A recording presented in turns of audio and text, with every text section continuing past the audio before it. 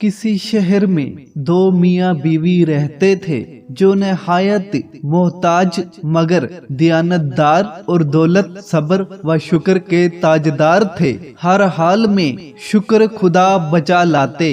एक मर्तबा जब चंद रोज तक कुछ खाने को मयसर न आया तो मर्द ने अपनी औरत से कहा, 2-3 दिन से हमारे घर में आग तक नहीं जली। ऐसा ना हो कि हमारे हमसायों को हमारा ये हाल मालूम होकर मलाल हो और हम उनकी नजरों में हकीर मालूम होने लगे।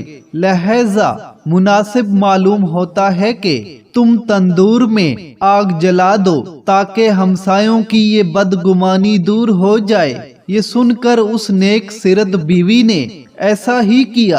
तंदूर से धुआं उठता देखकर कोई पड़ोसन आग लेने आई।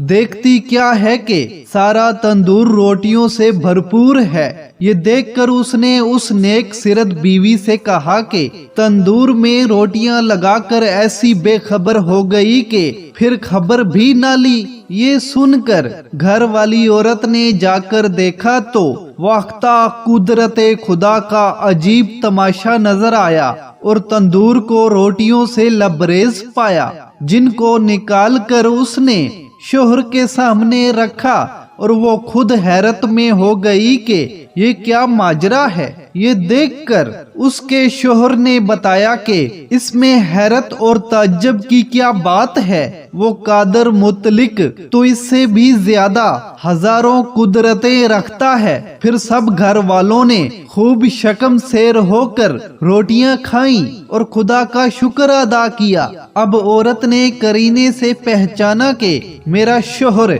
साहिबे करामत है और ये सब कुछ उसकी कुव्वते ईमानी का ज़हूर है। कहने लगी, जनाब अल्लाह ताला की बारगाह में कोई ऐसी दुआ करो कि वो हमको कोई ऐसी चीज अनायत फरमा दे जिससे दुनिया की रोज रोज की फिक्र दूर हो जाए और फारिग अलबाली के साथ हम दिन रात खुदा की इबादत में लगे रहें। शोहर ने कहा, वो हमारे सब हाल से वाकिफ है और जो उसके नजदीक बेहतर होता है अपने बंदों के साथ वही करता है। इसमें हर्ज महरूज की क्या आजत है।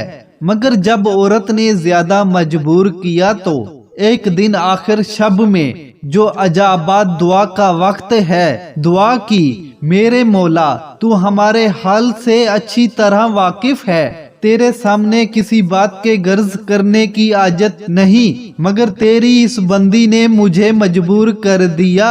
अगर तू चाहे तो उसकी उम्मीदें पूरी कर दे और उस गुलाम को उसकी कशकशी से नजात दे दे। चनाचे उसकी दुआ पर एक ताक से कोई हाथ बाहर निकला जिसमें ऐसा रोशन जौहर था जिससे तमाम घर रोशन हो गए। फिर वो हाथ गायब होकर ताक बंद हो गया।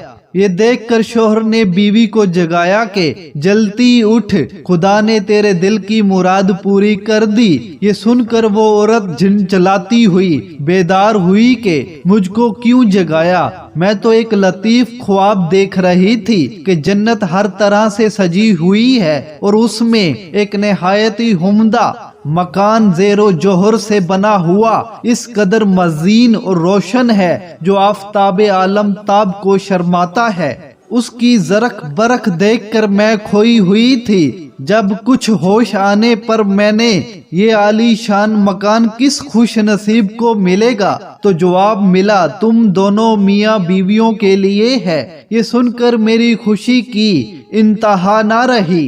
फिर क्या देखती हूँ कि एक रोशन मोती उस मकान से गुम हो गया और मकान बदनुमा और बदजेबा मालूम होने लगा। मैंने पूछा, ये क्या हुआ? जवाब मिला कि वो रोशन मोती जिससे तेरा मकान रोशन था तेरी ख्वाहिश के मुताबिक दुनिया में चला गया। जिस कदर तू दुनिया में राहत व आराम और रौनक व आसूदगी चाहेगी, इसी कदर यहाँ की राहतों में कमी आ जाएगी। ये सुनकर मैं बदहवास हो गई और दुनिया की लज्जतों व आराम से बेनियाजी में इस कश्मकश में थी कि तूने मुझे जगा दिया।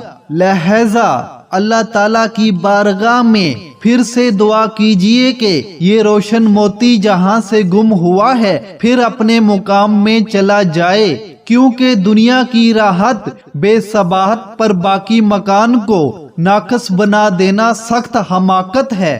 چنانچہ اس کے شوہر نے پھر کمال و گریہ وزاری سے عرض کیا کہ خداوند تو بڑا رحیم و حکیم ہے، تو نے اپنی اس بندی کو جنت کی لذتوں کا مزہ چکھا کر دنیاوی لذتوں سے چھڑوا دیا اور اسی طرح ایک مکلف کو موافق بنا دیا۔ میں تیری اس عنایت کا کس زبان و دل سے شکر ادا کر سکتا ہوں؟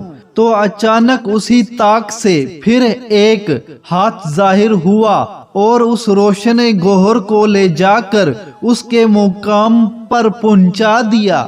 سبحان اللہ! اللہ کی کیا عجیب قدرت ہے کہ اپنے فرما بردار بندوں کو دنیا ہی میں جنت کے دیدار سے مشرب فرما دیتا ہے۔